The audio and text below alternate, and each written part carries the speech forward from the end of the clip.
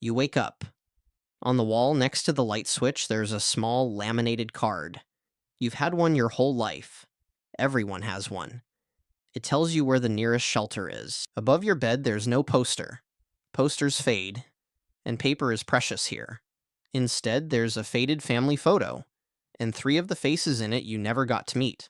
You get up and look out the window. The city is smaller than a city should be. Beyond the last houses, the land just stops being used. People don't build out that way anymore. On the table, your breakfast is plain and measured.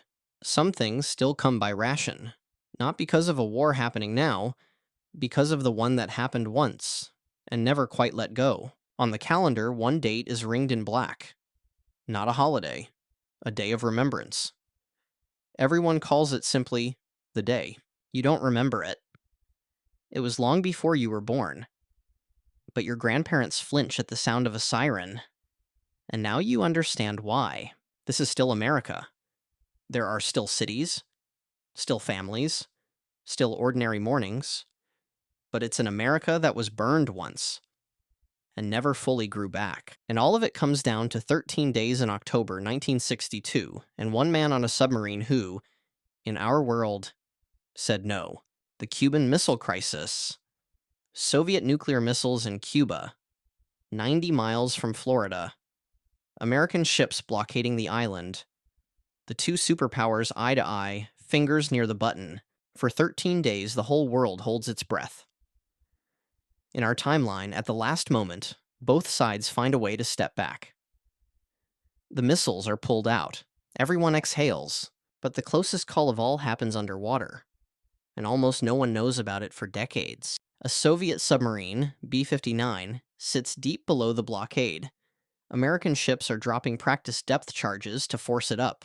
Inside, the crew is cut off, sweating, certain the war has already begun. The captain wants to fire the nuclear torpedo he carries. Launching it needs 3 officers to agree. 2 of them say yes. In our world, the third, an officer named Vasily Arkhipov, says no. That single no is why you exist. Here, he says yes. The torpedo fires. An American ship vanishes in a flash at sea. And from that one underwater spark, the unthinkable becomes the inevitable. There is no stepping back now.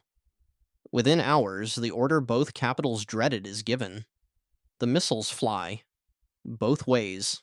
It is not the end of the world. That is the cruel part.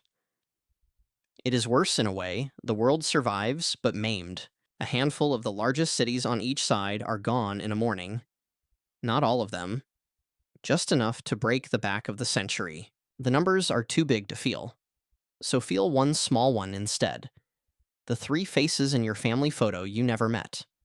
Almost every family here has theirs. When the fires die down, the survivors crawl out into a poorer, colder, frightened world.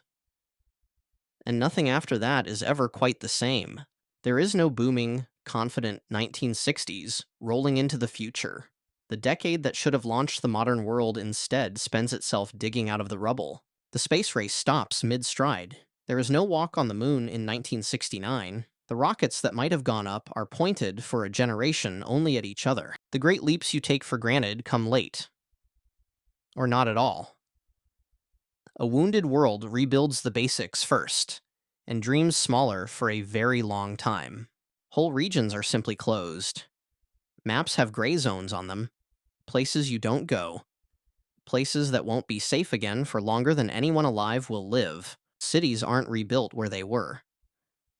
They're rebuilt to the side, smaller, scattered. As if the survivors couldn't bear to stand exactly where the old ones stood. The 2 superpowers don't disappear. But they're both gutted, both grieving. And the rivalry that's left is quieter and more terrified than any Cold War you were taught. No one in this world ever again pretends a nuclear weapon is just another tool of policy. They've seen the bill. The whole planet lives under a shared, permanent flinch. The culture turns inward and sober. There is far less of the loud, bright, hopeful pop that, in our world, poured out of the 1960s. The music here is quieter, and it grieves. The films, the songs, the easy optimism you grew up with. Most of it was born from a post-war boom that, here, never happened. The soundtrack of your life is largely missing. There is no roaring consumer age, no decades of more and bigger and faster. A scarred world learns to make do, and enough becomes the highest word in the language. The money is tighter everywhere. The wealth that, in our world, the late 20th century built was instead spent on recovery, on shelters, on simply staying alive. There is no Silicon Valley boom on schedule.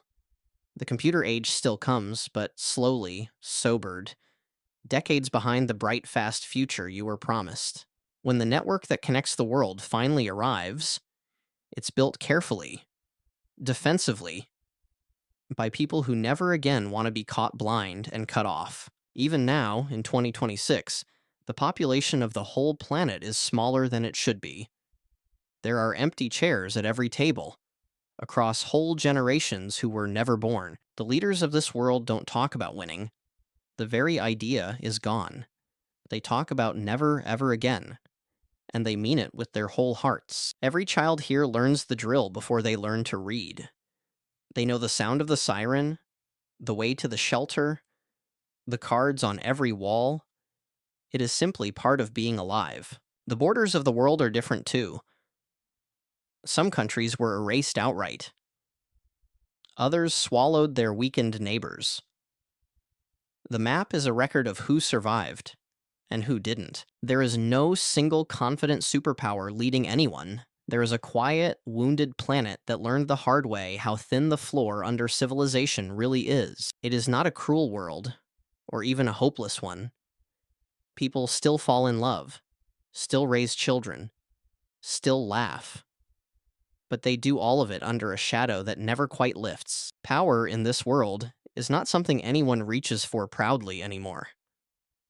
It is something everyone handles like a live wire. Because once, it killed almost everything. And every year, on the day, the whole world goes quiet for 1 minute. Not in celebration, in memory. And to promise the empty chairs that it will never happen twice. That is the world one word built. One officer, deep underwater, in October of 1962, who in your timeline refused, and in this one, did not. And now you're back in your room, the shelter card by the light switch, the 3 faces you never met, the black ring around the day on the calendar. Now you know why. 13 days, 1 submarine, 1 torpedo, and 1 answer that went the other way.